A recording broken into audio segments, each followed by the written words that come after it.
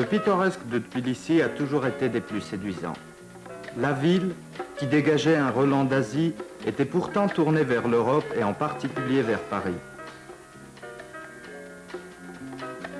En 1912, la première exposition du peintre autodidacte Henri Rousseau fut inaugurée à Paris. La même année, coïncidence significative, deux étudiants venus de Saint-Pétersbourg à Tbilissi pour y passer leurs vacances, Ilia et Cyril Zdanevitch, accompagnés de leur ami français Michel Le Dentu, découvrent tout à fait par hasard dans une taverne des tableaux d'un peintre inconnu. Il s'agissait de Pirosmani.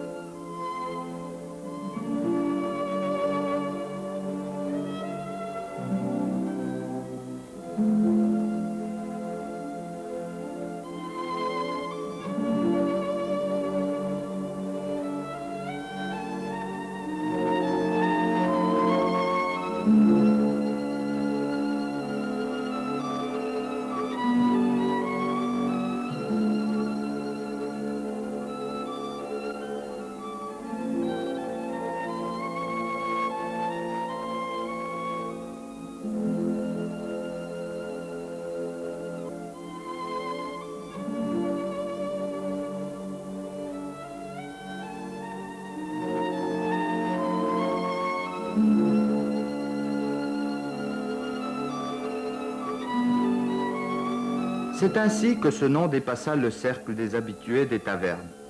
Cependant, le peintre lui-même resta solitaire. Nul n'a pu élucider les détails de sa biographie.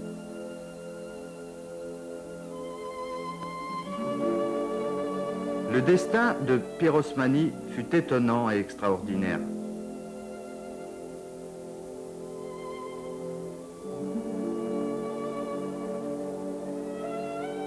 Jusqu'à ce jour, on ne connaît pas les dates exactes de sa naissance et de sa mort. Il est mort en vagabond et fut enterré comme tel, Dieu sait où. Qui pouvait alors s'imaginer que le peintre vagabond, appelé Nicolas, serait quelques années plus tard proclamé génial et ferait parler de lui le monde entier. En 1969, une grande exposition de Pirosmani a eu lieu au Musée des Arts Décoratifs à Paris. C'était un grand événement pour tous, mais surtout pour Ilias, qui avait le premier découvert Pirosmani à Tbilissi et avait essayé de le faire reconnaître par les organismes officiels des Beaux-Arts. Ilias m'avait raconté cette rencontre avec Pirosmani, avec son frère et son ami Le Dentu. Ils avaient recherché le plus possible de ces tableaux dans les tavernes où Pirosmani peignait sur les toiles cirées noires des cabarets, surtout beaucoup d'enseignes et des tableaux de la vie courante.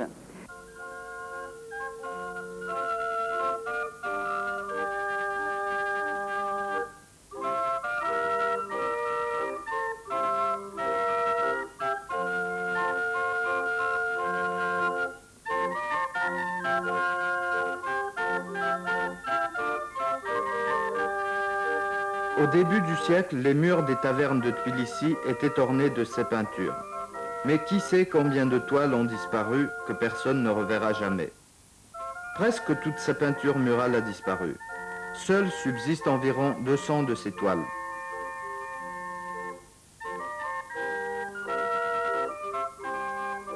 Mais les recherches continuent.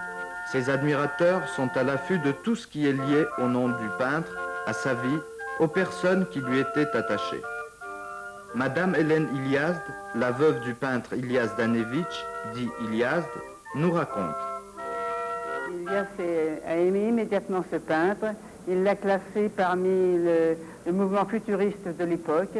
Il a d'ailleurs réussi à faire exposer 4 de ses toiles à Moscou en 1913 à la cible, avec les grands peintres de l'époque, Larionov, Goncharova et autres, et Kiris Danevich d'ailleurs.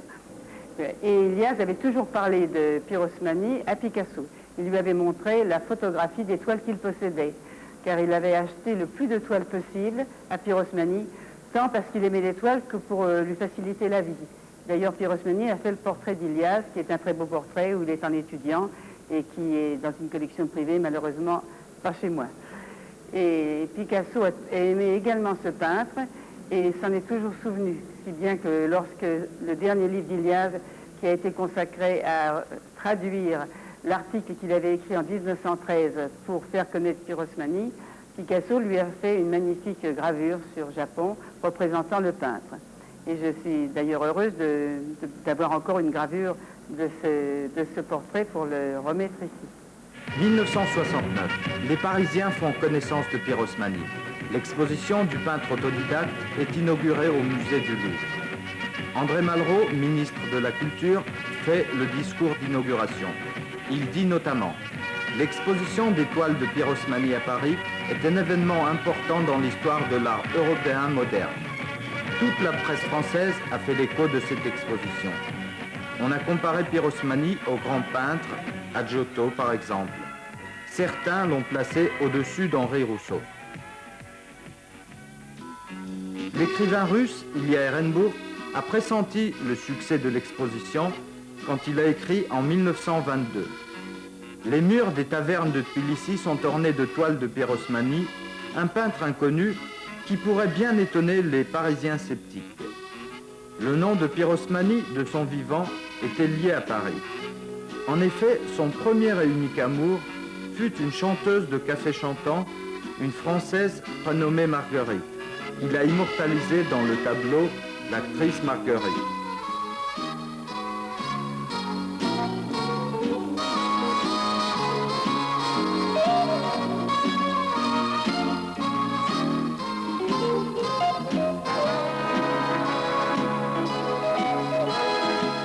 Aujourd'hui, l'une des meilleures toiles de Pyrosmani, La montagne de l'Arsenal la nuit, se trouve à Paris dans la collection privée de Louis Aragon.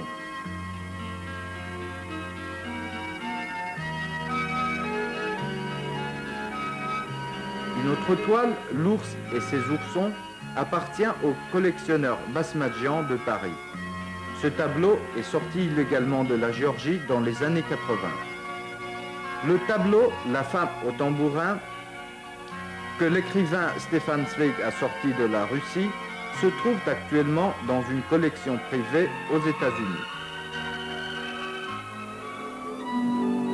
Des expositions des tableaux de Pyrosmani se sont déroulées dans plusieurs pays. Le musée des beaux-arts de la Géorgie possède la plupart des œuvres de Pyrosmani. En 1962, la revue Courrier de l'UNESCO écrivait « L'importance de ce peintre dépasse les frontières de la Géorgie. Grâce à son talent et au côté humain de ses tableaux, Pyrosmani appartient à l'art mondial. »